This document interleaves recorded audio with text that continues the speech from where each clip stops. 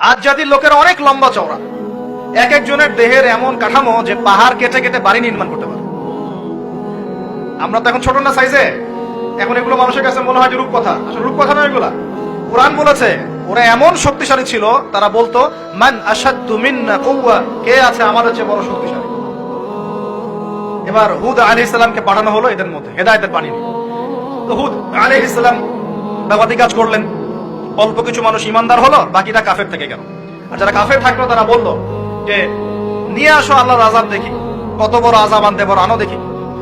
আল্লাহ রাব্বুল আলামিন তাদের ব্যাপারে বলেছেন ওয়াম্মা আদুন, এবং আদ জাতির ক্ষেত্রে আহলাকনা বিরিহিন সরসরিন আতিয়া, প্রচন্ড ঘূর্ণিঝড় বাতাস দিয়ে ওদেরকে আমি উপরে ফেলে দিলাম। সুবহানাল্লাহ। মাত্র 6 দিন 7 রাত বাতাস প্রবাহিত হয়েছে, ঘূর্ণিঝড় বাতাস, এই ঝড় দিয়ে আল্লাহ পাক আদ জাতিকে উপরে ফেলে দিয়েছে। আল্লাহ বলছেন ওরা বাড়ির সামনে এমন করে পড়েছিল যেন মনে হচ্ছে যে ওই যে গাছের ডাল পড়ে থাকলে যেমন হয় না, খেজুর গাছের ডাল, ওই রকম করে পড়েছিল। বিশাল শক্তিধারী। কি অপরাধ ছিল ওদের? মান আশাদ্দু মিন্না কুওয়া, আমাদের চেয়ে শক্তিশালী আর কে আছে? এই যে অহংকার, এটা কি অহংকার, বিগাইরি হক, অন্যায় ভাবে অহংকার প্রদর্শন করা।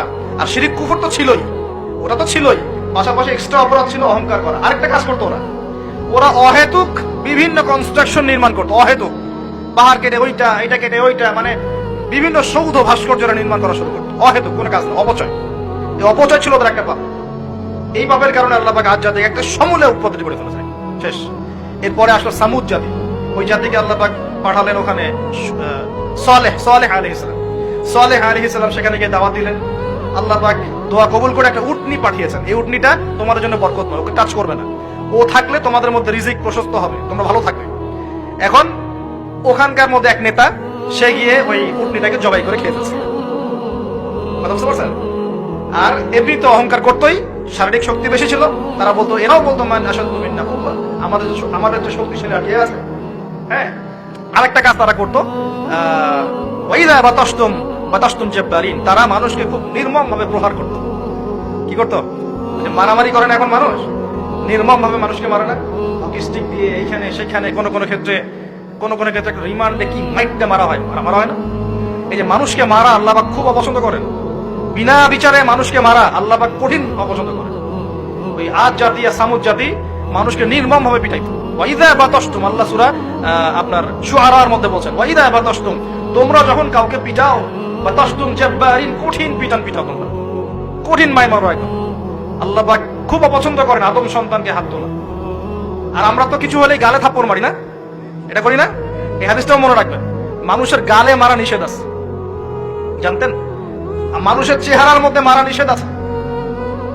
এই গালে চর মারা, গালে নাকে ঘুষি মারা, এই জিনিসগুলো নিষেধ আছে। কারণ এই চেহারাটা আল্লাহ রাব্বুল আলামিন, মানে আদম সন্তানের এই স্ট্রাকচারটা আল্লাহ রাব্বুল আলামিন সূরা সাদের মধ্যে বলেছেন খালাকতু বিয়াদাই, আমি নিজ হাতে সৃষ্টি করেছি। সুবহানাল্লাহ। সেই মানুষকে তোমরা এমন নির্মম ভাবে কেন মারো? সারা বিশ্বের দিকে তাকায় দেখেন, এখন প্রত্যেকটা জায়গায় রক্ত ঝরছে কাদের? মুসলিমদের। কাদের? মুসলিমদের। আল্লাহ পাক আমাদেরকে বোঝার তৌফিক দান করুন। আর আল্লাহ পাক কোরআনে কি বলছেন? যদি কোনো মানুষ একজন মানুষের জীবন বাঁচায়, সে যেন পুরো মানব জাতিকে বাঁচালো। এত পছন্দ আল্লাহর কাছে জীবন বাঁচানো। আর কেউ যদি কোনো মানুষকে অন্যায় ভাবে হত্যা করে, সে যেন পুরো মানব জাতিকে হত্যা করবে। আল্লাহ আমাদেরকে হেফাজত করুন। এখন খুন খুব সহজ হয়ে গেছে, মারামারি খুব সহজ হয়ে গেছে। হ্যাঁ, ভাই ভাইকে হত্যা করতেছে, ছেলে বাবাকে হত্যা করতেছে, বোন বোনের সাথে ভাইয়ের দ্বন্দ্ব, ভাই বোন মারামারি, প্রতিবেশী, মেয়ে নিয়ে, সম্পত্তি নিয়ে, মাদক নিয়ে, কিশোর গ্যাং নিয়ে, কত কি হচ্ছে এখন। মানুষের জীবন সস্তা হয়ে যাচ্ছে না এখন। আল্লাহ পাক এগুলো কিয়ামতের আলামত। নবী সাল্লাল্লাহু আলাইহি ওয়াসাল্লাম বলেছেন আল হারাজ, কিয়ামতের আগে আগে হারাজ বাড়বে, হারাজ। সাহাবীরা বলছেন মাল হারাজ, হারাজ কি ইয়া রাসূলুল্লাহ? তিনি বলেন আল কতল, গণহত্যা বাড়বে, গণহত্যা। কিয়ামতের আগে আগে খালি গণহত্যা বাড়বে, দেখছেন না এখন সারা বিশ্বের দিকে তাকায় দেখেন। যাই হোক, এই আদ এবং সামুদ জাতিকে আল্লাহ পাক ধ্বংস করলেন। এখন সামুদ জাতিকে ধ্বংস করলেন কেন? অহংকারের কারণে, কুফর শিরকের কারণে এবং মানুষকে পিটানোর কারণে। আল্লাহ বলছেন ওদেরকে ধ্বংস করেছি কি দিয়ে? সাইহাতান ওয়াহিদা। এটা ভালো করে মনে রাখবেন, সাইহাতান ওয়াহিদা মানে একটা শব্দ দিয়ে, প্রচন্ড ধুম একটা শব্দ, খালি এই এক শব্দে সবার কানের পর্দা ফেড়ে ফুটে জান বের হয়ে গেছে। আল্লাহু আকবার। এক শব্দে মানে ওদেরকে আলটিমেটাম দেওয়া হয়েছিল, তোমরা কি ফিরে আসবে? ওরা বলছে যে কি শাস্তি আসো নিয়ে আসো।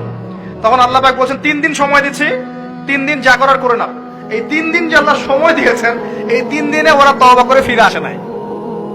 বরং এই 3 দিন ভোগ বিলাস করেছে, একটা পশু জবাই করেছে, খেয়েছে, মেয়েদেরকে নাচিয়েছে, মদ পান করেছে, 3 দিন ভোগ বিলাস ফুর্তি করেছে। মানে 2 হাতে চাপাও হাত পেতে নাও, এরকম চিন্তা। যা আছে এখন লুটে খাও, পরেরটা পরে দেখা যাবে। এই চেতনা আমাদের মধ্যে আছে, অনেকের মধ্যে। যা আছে এখন ভোগ করে নাও, কালকে যা হবে দেখা যাবে। হ্যাঁ, কালকে যা হবে দেখা যাবে, এখন যা আছে না ভোগ করো। এই চিন্তা ছিল ওই 3 দিন সামুদ জাতির। ওরা ভোগ বিলাসে লিপ্ত হলো। হঠাৎ সকালবেলা ত্রুম শব্দ, পুরো বিশ্ব, ওদের পুরো রাষ্ট্রটা কেঁপে উঠলো এবং সবগুলো মারা গেল, একটা শব্দ সব মারা গেল। সূরা কমার পরে দেখেন, সয়হাতান ওয়াহিদা, একটা মাত্র শব্দ দিয়ে আল্লাহ ধ্বংস করেছে।